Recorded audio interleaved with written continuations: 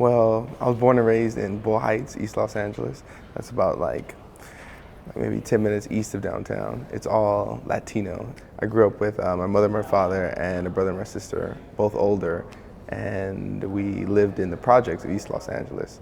We had a lot of gangs, a lot of gang activity in there, a lot of drugs, a lot of crack dealing. You'd hear gunshots sometimes, but this was all going on when I was like maybe 7, 8 years old. So I kind of learned the streets really fast. At a certain point, I imagine you made the decision that you wanted to get out of this and try and create a better life for yourself and your family. When was that, and what was the epiphany? What was the decision that you needed to hit the books, that you needed to hit the football field? What was it that you needed to do to try and focus your life to find better days? I can think of two, especially. I was walking home with a friend of mine from football practice, and we'd been watching. Everyone watches TV, sees like the gunfights and all that, and you just kind of get desensitized to it. And then one day I was walking home with a friend, and we saw a man on the street just laying there, and he had two gunshots to his chest. You saw people all around, and you saw a car pulling off. And then I realized that I was like maybe 8 years old. I realized that this is reality, and this is real. This is real stuff. It's not TV anymore, and it can affect you. The second time I realized that I really had to hit the books was like my first week at practice here at USC, when my class was Reggie Bush, Lindell White, and Chauncey Washington. So fall camp, first week, I see Reggie Bush break a tackle, cut across the field, just something ridiculous. And then I saw Lindell White just destroy some linebacker, just score on this first run. And I was like, damn, I gotta go to class. I can't depend on football to take me where I want to go, because I thought I was good, but no matter how good I thought I was, there's always going to be someone better.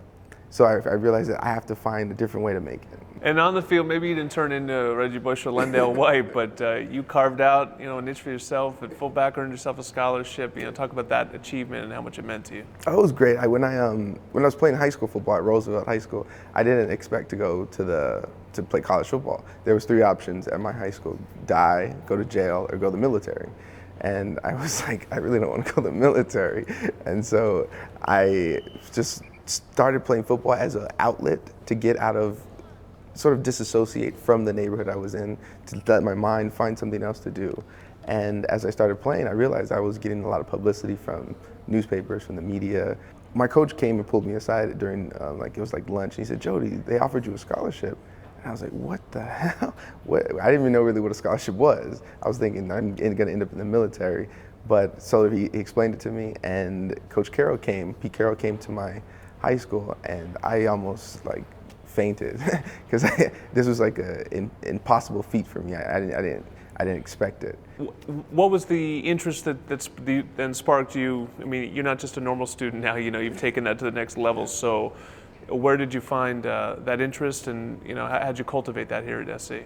Well, I started psychology because a friend told me. He said, Jody, that's where all the cute girls are. Go to Psych 101. But as I got into the psychology, I realized that there's so much good that being done through working and helping people's minds. There's so many people out there who have this taboo idea of being in therapy. And it's sort of, I think this is a way I can extend my hand to someone. You mentioned the 3 options from your childhood were die, go to jail, or go to the military. Well, the second one, jail, is still something that obviously you have your mind on, in the sense that you're earning this doctorate degree, and you want to go into these prisons and talk to prisoners, and I assume about a better life. I mean, so much of that, I would assume, traces back to where you came from and wanting to help people. Yeah, a part of my dissertation now is looking at prisoners who grew up without a father, and I believe that they're sort of the people that are swept under the rug. Yes, they committed crimes. Yes, they've hurt people. Yes, things have happened, but they're human beings as well. So I believe that if I can go in there and relate to them like I have been able to relate on the streets of my neighborhood, I think it could have changed one life at least. A lot of people in the doctorate programs I've seen in my program and across the country, their last option is to work in a prison. They would never, ever want to. Lastly, so many graduates this week here at SC going into an uncertain world. You obviously have a story to tell. What's your motive? If you were to give them a motivational speech or a lesson from all of it on how they should attack the world, what would you tell them? I'd say relax. I know you worry a lot about where am I going to eat, where am I going to sleep tonight, how am I going to pay rent, what job am I going to do, what career am I going to, just relax. Take your time and you'll find it. It'll come to you. The most wonderful things in life are the things that find you instead of you trying to find them. So just breathe. It'll all fit together. Not trying to force life. Let it come to you.